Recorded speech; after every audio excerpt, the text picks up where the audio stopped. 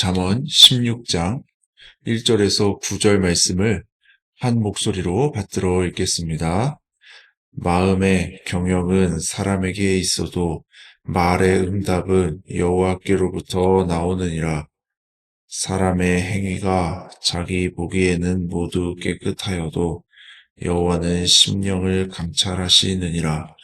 너의 행사를 여호와께 맡기라. 그리하면 내가 경영하는 것이 이루어지리라.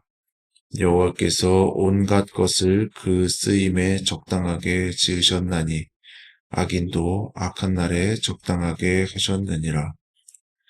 물은 마음이 교만한 자를 여호와께서 미워하시나니 피차 손을 잡을지라도 벌을 면치 못하리라.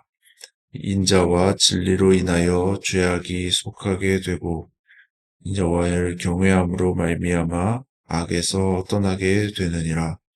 사람의 행위가 여호와를 기쁘시게 하면 사람의 원수라도 그와 더불어 화목하게 하시느니라. 적은 소득이 공의를 겸하면 많은 소득이 불의를 겸한 것보다 나으니라. 사람의 마음으로 자기의 길을 계획할지라도 그의 걸음을 인도하시는 이는 여호와시니라. 아멘.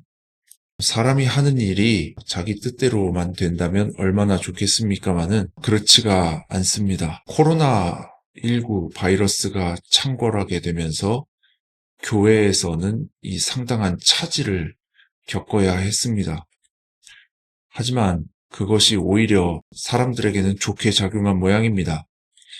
한국교회 트렌드 2025라는 책에 보니까 이런 말이 있습니다. 신앙의 본질에 대한 갈망은 늘 있어 왔지만 그리스도인 개인의 주체적 신앙 탐구는 코로나19를 계기로 그 방아쇠가 당겨졌다고 볼 수 있다. 이 기간에 전 세계적으로 종교적 신앙이 강화되었다. 한국에서도 비종교인들 가운데 종교의 필요성을 느끼게 되었다는 이들이 생겼는데 2017년 9월에 40%에서 코로나 한복판인 2020년 8월에는 49%로 늘어났다. 이렇게 통계가 나와 있고요. 또 한국교회 트렌드 2025 조사에 따르면 먼저는 개신교인에게 코로나19가 발생하기 이전에 비해서 신앙의 수준이 어떻게 되었냐고 물으니까 신앙이 깊어진 것 같다고 응답한 사람이 25.6%나 되었다고 합니다. 교회 입장에서는 코로나19 바이러스의 창궐이 각종 교회 행사를 방해하는 것이 되었지만 개인 입장에서는 밖에 나가지 못하는 사람들이 이 유튜브나 책을 보면서 신앙을 한층 더 성숙시키는 계기가 되었던 것입니다. 오늘 우리가 읽은 말씀 중에 이런 말씀이 있습니다. 잠언 16장 1절 말씀입니다. 마음의 경영은 사람에게 있어도 말의 응답은 여호와께로 나오느니라. 이런 말씀이 있습니다. 또 잠언 16장 9절에 보면 사람이 마음으로 자기 길을 계획할지라도 그의 걸음을 인도하시는 이는 여호와시니라. 이렇게 되어 있습니다. 이 코로나 바이러스는 2019년 말에 발생했는데요. 그것이 막 발생했을 때 각 교회에서는 내년 계획을 한창 세우고 있었을 것입니다. 하지만 하나님은 그 모든 교회들의 계획을 막으셨습니다. 그래서 교회는 어려움을 많이 겪어야 했지만 그로 인해 성도들은 오히려 신앙의 성장을 경험할 수 있었습니다. 나의 계획이 하나님의 계획과 같을 때도 있지만 다를 때도 종종 있습니다. 시간이 지나서 생각해보면 내 생각이나 방식대로 한 것보다 하나님의 뜻대로 행했을 때 훨씬 좋은 결과를 가져왔음을 깨닫습니다.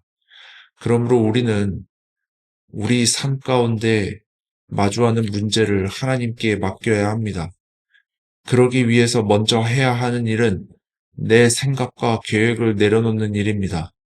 완전하게 내려놓아야 완전하게 맡기는 것이며 완전하게 맡길 때 하나님의 역사가 일어납니다.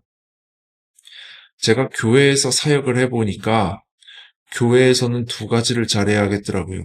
하나는 예상치 못한 상황에 잘 대처하는 것이고 또 하나는 사람과 잘 지내는 것입니다. 이거는 목회자건 평신도건 상관없이 다 마찬가지입니다. 먼저는 예상치 못한 상황에 잘 대처해야 하는 것인데요.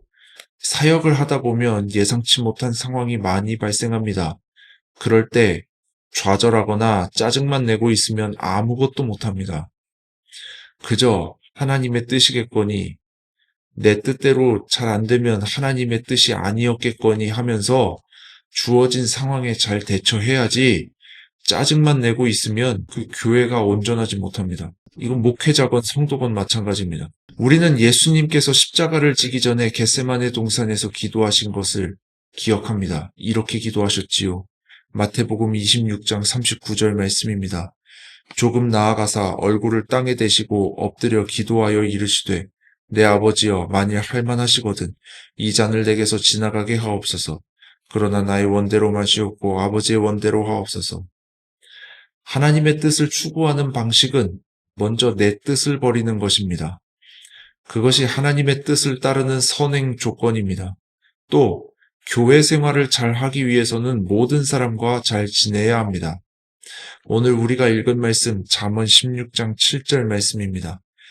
사람의 행위가 여호와를 기쁘시게 하면 그 사람의 원수라도 그와 더불어 화목하게 하시느니라. 제가 아는 어떤 목사님은 사람 다 내 맘 같지 않다 이런 말씀을 자주 하셨습니다. 하지만 잔머리 쓰지 않고 매사에 하나님의 뜻을 구하며 살다 보면 어떤 사람과도 잘 지낼 수 있게 되더라고요. 교회 생활을 잘하기 위해서 무슨 거창한 능력이 필요한 게 아닙니다. 세상살이도 마찬가지 아닐까요? 오죽하면 인사만 잘해도 먹고는 산다는 말이 있겠습니까? 아무리 나랑 맞지 않는 사람이라도 나를 인정하지 않을 사람이 없는 것입니다. 인사만 잘해도 먹고는 산다는 이 말이 세상 사람들이 하는 말이지만 이 교회에서도 똑같이 적용되는 것을 보곤 합니다. 이제 묵상의 질문을 드리며 설교를 마무리하고자 합니다. 묵상의 질문입니다. 내 뜻대로 안 되면 화가 납니까? 이 묵상의 질문 가지고 우리 함께 기도할 때 하나님의 놀라운 은혜가 임하길 간절히 소원합니다.